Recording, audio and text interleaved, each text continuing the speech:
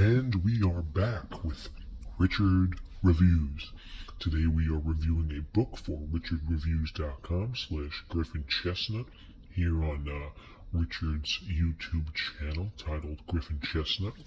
And today's piece is a selective personal piece from Richard. This is Richard's personal piece, and it's titled From Freedom to Slavery, The Rebirth of Tyranny in America by Gerry Spence.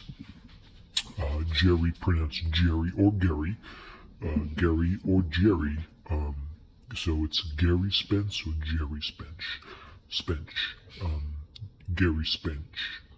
Like premium Spence. So this is a first novel classic that Richard owns, and it's his newest review here on his YouTube channel. This is his latest review, which he will be reviewing this book for us.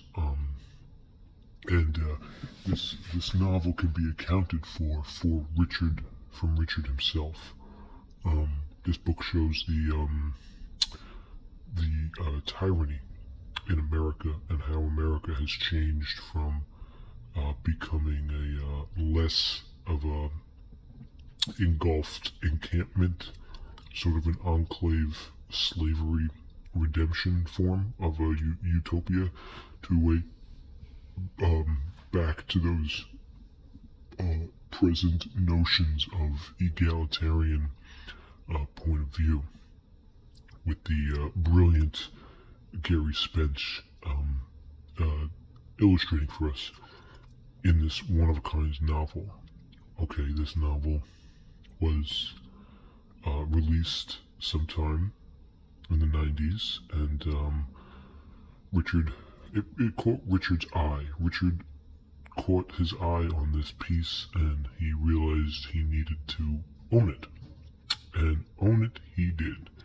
This is Richard's piece. This is his personal piece that he collected, and we're going to take a look at the piece, and Richard's going to review it for us. So right off the bat, though, you can tell on the cover is, of course, Mr. Gerry Spence. That's pronounced Gerry Spence, and that's him on the cover. That's his face, along with his hat and a partial of his hand. You can see the partial of his hand right next to his face. That's about as close as you're going to get, which is probably a good thing, considering all things considering. It's what's accounted for. Gerry Spence was famous for representing a certain amount of high-profile cases in the 80s and 90s that had to deal with freedom, such as, of course, the Randy Weaver family, Ruby Ridge incident, and such incidences such as the basics. I mean, this is just a slight introduction to the mechanical properties that you may be sitting through while reading this book.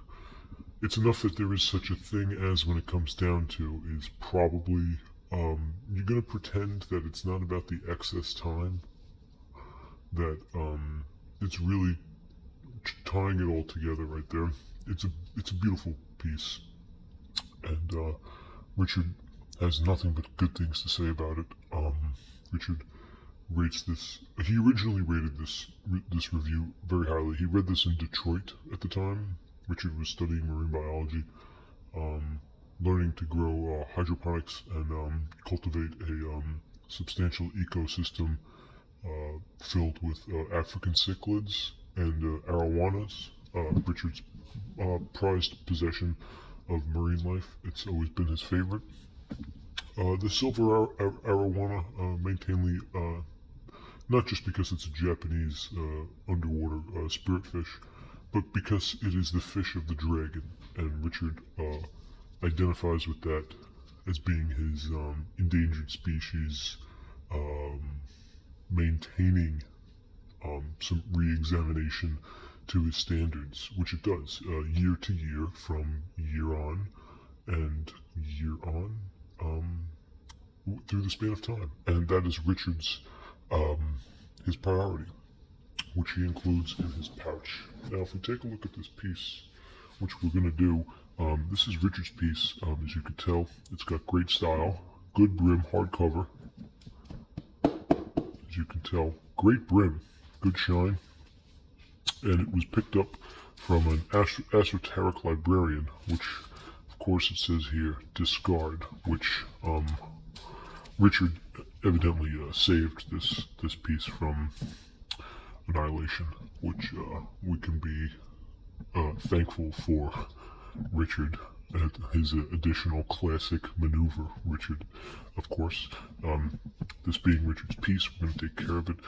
It is very oddly shaped, as you can tell. Next to the hand, it is very tall, with a height of 16 centimeters, which is a roundabout figure, give or take, and it's also short in a longitude narration point of view. So if you divide the narration point of view from the top and you subtract the minimum circumference, which is the length of his smile, you can get a particular square inch subtracting value, which is a little bit more expensive, of course. It's an odd dimension. The moment we show you inside, you're going to realize why. This is a Richard exclusive, so the question is perfectly legitimate. As for the notion of this review, Richard would like to preface that this is a selected favorite, which is why Richard is going to go ahead and review it for us. This is a 2 thumbs up from Freedom to Slavery piece, and Richard is nothing but thrilled to be a part of the exploration of this endeavor. Now, as we take a look at the piece, of course, it does say discard on the bottom. It's upside down. It's not in its greatest condition. It's because it's been passed down from library to library. And on the side, of course, from Freedom to Slavery, Gerry Speech. And then some serial identification, which can be cultivated through some different stylistic terms, which are irrelevant to the video. And the side, good cream, but some brim wool. And Richard's just going to go out on a limb and say this brim wool is contacted by the State Department, of course, and even on the top. And on the back, there is a continuation of brim wool, some excess grime, which could be attributed to the lack of sticker. This is some grim.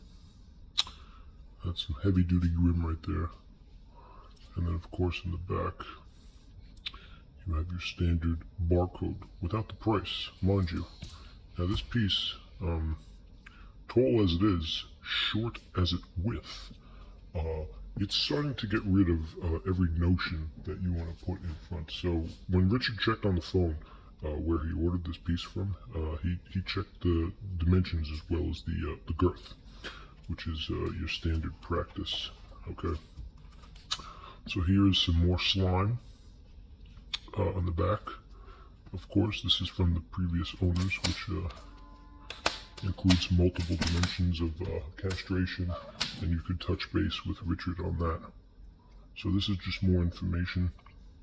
And of course, we have the Lubbock City County Library, which is where this piece was stored for years before it was abandoned and issued for annihilation, which Richard saved. Thank God for Richard for that. Now we have this piece. West Texas library systems, more drought that we just can't get rid of. This is an original piece, so it's not out of the ordinary for it to be contemplating some sort of a derelict point of view, which you can pretty much guarantee. See, this is more counter brim wool, and this really gives Richard a staff. For most of the time, it's about the size of the piece that Richard is indulged in, and this piece really is fulfilled with his matter of notion.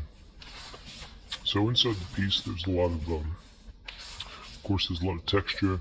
There is some Rubicon, we're going to get into the Rubicon real quickly. Each piece has its own style of Rubicon, and it's your standard flat iron Bismarcky, where you can pretty much understand the eat the rich and fight for the right, you know. It's all about Robin Hood and Bismarcky, you know, she's just a friend, and you say she's just a friend. So that is the tyranny that is illustrated in this book through poetry, of course. It's a square cut of how the world in America is shaped, and Mr. Harry Spence does a great job of showing that through this this book, this piece, which is dialectically inquisitive, and it's a very prominent piece in America to have today. So we're going to wrap up this review. This is Richard Reviews.